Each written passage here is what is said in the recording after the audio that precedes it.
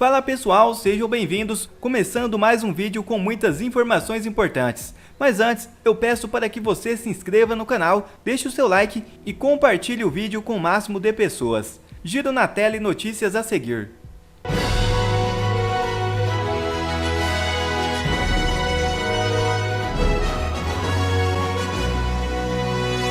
Bolsonaro é recebido e ovacionado por centenas de apoiadores em aeroporto de Belém do Pará. Veja o vídeo. Hoje funciona assim no Brasil, nesse Brasil da democracia relativa. Qualquer pessoa que demonstre publicamente apoio ao ex-presidente Jair Messias Bolsonaro tem a sua vida destruída, pode ser colocado em inquérito através de ofício pelo STF, pode ser preso, como a gente tem visto pessoas sendo presas pegando 17 anos de prisão, no mesmo dia em que libera o tráfico de drogas como se fosse uma coisa normal. Bloqueado das redes sociais, a imprensa faz questão de destruir a reputação dessa pessoa, tentaram de todas as formas colocar medo no coração do povo brasileiro para que ele não vá às ruas de verde e amarelo, cantar um hino nacional e principalmente demonstrar apoio ao presidente Bolsonaro.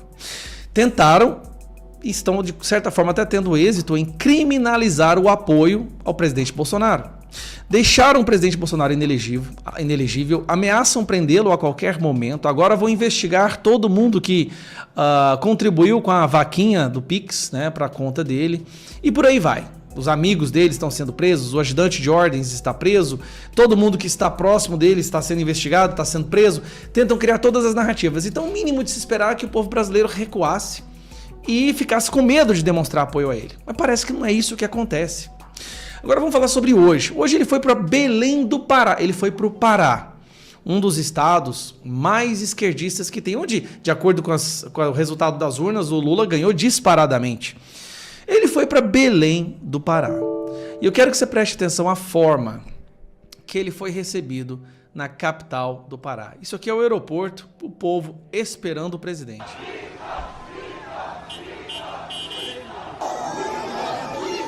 Ele chegando. Lula não consegue 1/10 disso em nenhum lugar que ele vai no Brasil, mas ele ganhou, viu? E não duvide disso.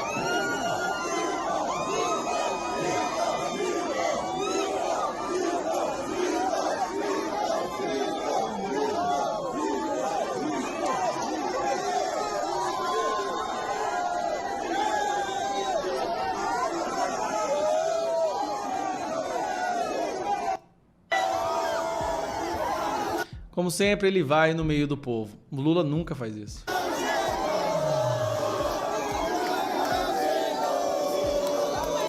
Sabe o que me chama a atenção? A forma como ele é recebido hoje é muito maior do que naquelas chegadas nos aeroportos de 2018.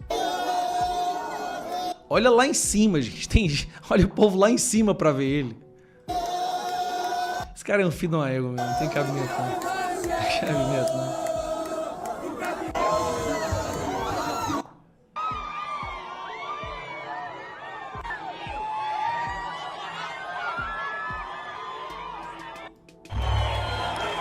Agora, olha isso aqui.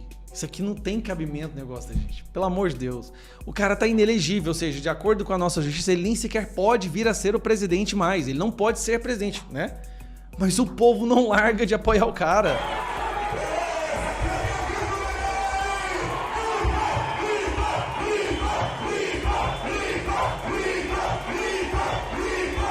Cara, é uma coisa de louco, assim.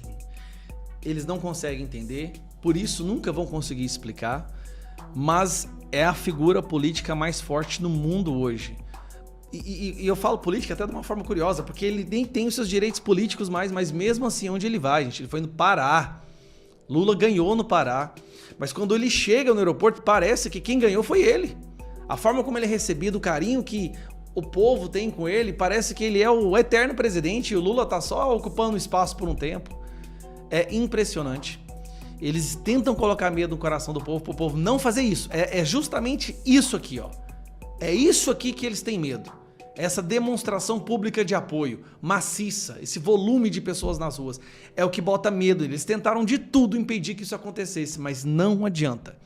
Onde o Bolsonaro vai, ele leva milhares de pessoas com ele, não importa a biboca que ele vá no Brasil, pode ser uma cidadezinha de 5 mil habitantes, pode ser uma cidade de 3 milhões, 10 milhões, onde ele vai, é impressionante a capacidade que ele tem de mobilizar o povo. se Deus quiser, ele voltará a ser o nosso presidente novamente. Lula faz primeira aparição pública após cirurgias, fala sobre terrorismo do Hamas e critica Israel. É isso mesmo. Veja o vídeo. E hoje, quando o programa Bolsa Família completa 20 anos, eu fico lembrando que 1.500 crianças já morreram na faixa de Gaza. 1.500 crianças que não pediram para o Hamas fazer o ato de loucura que fez de terrorismo atacando Israel. Mas também não pediram para que Israel reagisse de forma insana e matasse eles. Exatamente aqueles que não têm nada a ver com a guerra. Aqueles que só querem viver. Aqueles que querem brincar. Aqueles que não tiveram o direito de ser criança. Jorge Serrão comenta relatório da OCDE. Decisão de Toffoli envergonha Brasil no exterior. Veja o vídeo. Esse relatório da Organização para a Cooperação e para o Desenvolvimento Econômico, ele chama atenção para algo gravíssimo no Brasil, a nossa impunidade. Um dos pontos do relatório lembra que das 60 denúncias de corrupção, de extorsão, de prática de corrupção estrangeira, né? O esquema da Lava Jato detectou isso, apenas 28 foram efetivamente apuradas. 32 não entraram no rol da apuração. Isso acontece por vários motivos, né? A justiça foi lenta demais, a Lava Jato apurou, descobriu, mas o esquema de processamento não aconteceu, ou não cumpriu o prazo determinado, ou houve a condenação e o crime prescreve, como lembrou o Deltan Dallagnol. Então, o Brasil ainda precisa levar a sério o combate à corrupção. A tentativa, que é uma tentativa persistente de acabar com a Lava Jato, ela precisa ser barrada. Porque a gente já sabe, se você conversar hoje com policiais federais sérios, sabe o que eles vão dizer para você? Eles vão dizer, olha, em breve estaremos de volta às ruas em operações prendendo grandes corruptos. Essa é a previsão que eles têm no curto prazo para o trabalho deles, para a rotina deles, que é uma rotina macabra. No Brasil, é a rotina do crime institucionalizado, né? A associação delitiva entre criminosos de toda espécie e a máquina estatal, os esquemas políticos na União, nos estados, nos municípios, praticando corrupção, roubalheira, desvio do dinheiro público, armação, malversação, incompetência na gestão combinada com roubalheira. Isso é explosivo. Isso não deixa um país crescer nem se desenvolver. Então, o que nós estamos assistindo é isso, e podemos assistir muito mais, né? Porque a turma, como já disse, né, o poderoso vice-presidente da República, parece que Geraldo Alckmin foi um profeta, ele disse lá atrás, né, que voltaram à cena do crime, né? E agora, né, voltaram, a turma voltou à cena do crime. Os mesmos personagens estão aí e não é fácil supor que as coisas vão se repetir até de maneira aprimorada, porque quem conhece o caminho vai pelo atalho. Os corruptos já sabem o que tinham que fazer para dilapidar o patrimônio público. Aprenderam, sofreram punição por isso, né? Mesmo que parcial, mas desenvolveram novas técnicas de tomada do dinheiro público, de roubalheira, de assalto aos cofres públicos, à mão armada ou não, né? A mão desarmada é muito mais comum, a mão grande é muito mais comum, às vezes, que a própria mão armada no Brasil. Que o assalto à mão armada assusta a maioria das pessoas, dos cidadãos pobres, tá? Vítimas da violência do crime organizado nas ruas. Esse crime organizado que também é abastecido pelos grandes esquemas políticos. A gente tem que lembrar isso. Tem uma simbiose entre as organizações, facções criminosas e o sistema político, né? O dinheiro da roubalheira, da corrupção, ajuda a financiar aquele pequeno crime que você vê ali na rua também. Por isso que você entende, né, como é que esse pequeno crime, dito pequeno crime de facção criminosa, hoje ele tem tanta proeminência, ele está fazendo um trabalho de militância tão importante para que, por exemplo, o Supremo Tribunal Federal se preocupe muito com a condição carcerária do Brasil, que sempre foi péssima, né?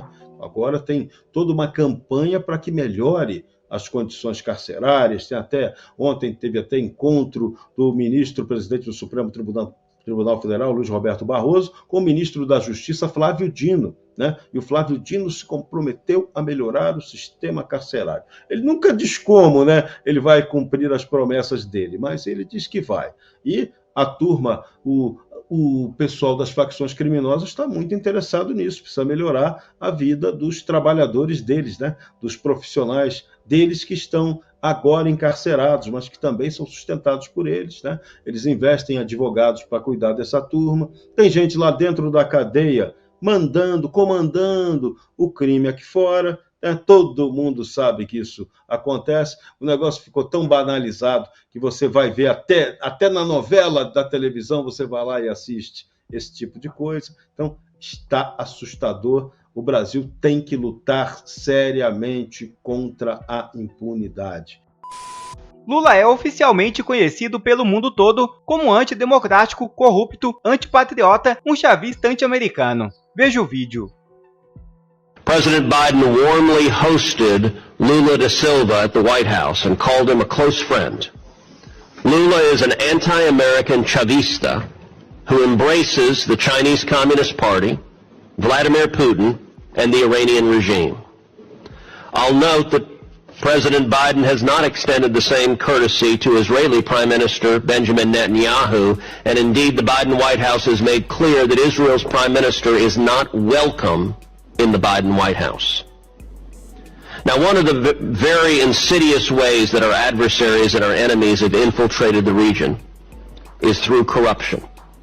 China, Russia, and Iran all exploit endemic corruption, including and especially corruption driven by left-wing movements to advance their geopolitical agendas. Congress, and specifically this committee, has recognized the importance of combating such corruption and have given you powerful tools, in particular under Section 7031C, sanction authorities. The Biden administration has used these sanctions repeatedly across the Western Hemisphere, but not, I'm dismayed to say, not against the left-wing anti-American communists who are aligning with Russia and China and Iran.